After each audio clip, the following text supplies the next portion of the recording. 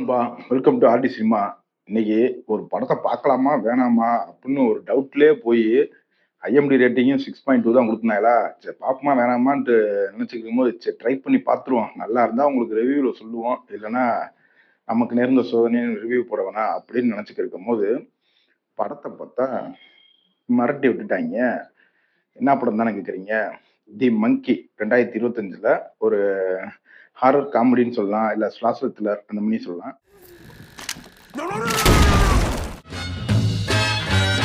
இப்ப இந்த படம் எப்படி இருக்குன்னு பார்க்கறதுக்கு முன்னாடி, மறக்காம நம்ம சேனல சப்ஸ்கிரைப் பண்ணி சப்போர்ட் பண்ணுங்க. படத்தோட ஆரம்பத்திலேயே ஒரு ஆள் வந்து ஒரு குரங்கு பொம்மைய தூக்கிட்டு வேகமா ஓடி வரான்.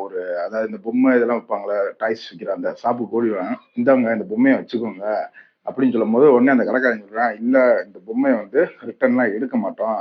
ஏன்னா இங்க வித்துட்டோம்னா அவ்வளவுதான். காசும் தர மாட்டோம், ரிட்டர்ன் வாங்க மாட்டோம்" அப்படின்னு சொல்லும்போது, "எனக்கு காசுலாம் வேணாம். நீங்க பொம்மைய மட்டும் வாங்கிக்கோங்க" அப்படின்னு சொல்லும்போது, இல்ல, இல்ல. அதெல்லாம் முடியாது அப்படின்னு சொல்லிட்டே இருக்கான். ஒரு கட்டத்துல பார்த்தா, இல்லங்க, ஏன் இவன் இவ்ளோ பதறான்? நீ சொல்ற மாரிலாம் ஒண்ணும் இல்லையேப்பா அப்படின்னு சொல்லிட்டு அந்த பொம்மைக்கு கீய குடுத்து விட்டுறேன். அது கொட்ட அடிக்கும்போது, என்னப்பா இவ்வளவுதானா? கொட்டடிச்சா என்னென்னமோ சொன்ன? ஒண்ணுமே இல்லையே அப்படின்னு இருக்கும்போது, தலைவனுக்கு நடக்கும் பாரு அந்த கடைக்காரனுக்கே ஒரு சம்பவம் நடக்கும் பார்க்கணும்.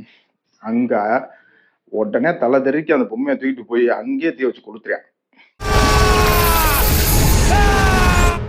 கொளுத்தி கொஞ்ச நாள் கழிச்சு அவனும் ஆள் காணாம போயிடுறான். எங்க போனான்னு தெரியல. அதுக்கப்புறம் கொஞ்ச நாள் கழிச்சு அவனோட பசங்க 2 ஹால், பில் 2 பேரு ட்வின் பிரதர்ஸ் அவிங்க.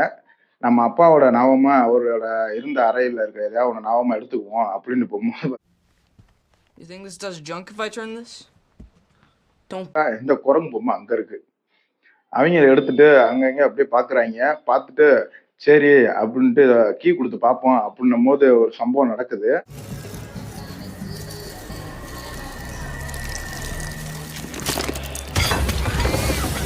அந்த நடந்ததுக்கு அப்புறமும் அதனால அவங்களால ஏத்துக்கிற முடியல. இதனால தான் நடந்துச்சா என்னான்ட்டு. ஆனா, திரும்ப ஒரு கட்டத்துல இந்த பொம்மைனால அவங்க அம்மாவே அவிங்க இழக்க நேரிடுது. இதுக்கப்புறம் நீங்களும் நாங்களும் யாரும் எதிர்பார்க்க முடியாத அளவுக்கு ஒரு சம்பவத்த பண்ணி விட்டுருப்பாய்ங்க பார்க்கணும். வேற லெவல்ல இருக்கும்.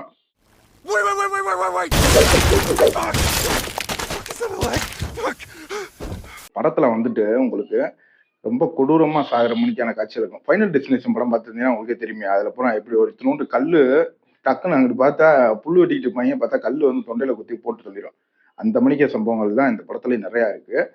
படத்துல இந்த சம்பவங்கள் பூராமே நமக்கு ஒரு ப்ளஸ் பாயிண்டா இருந்தாலுமே, இந்த சம்பவம் எப்படா நடக்கும்? இந்த குரங்கு எப்படா வாசிக்கும்? அப்படின்னு நமக்கு ஒரு கியூரியாசிட்டிய குடுத்துருப்பாய்ங்க.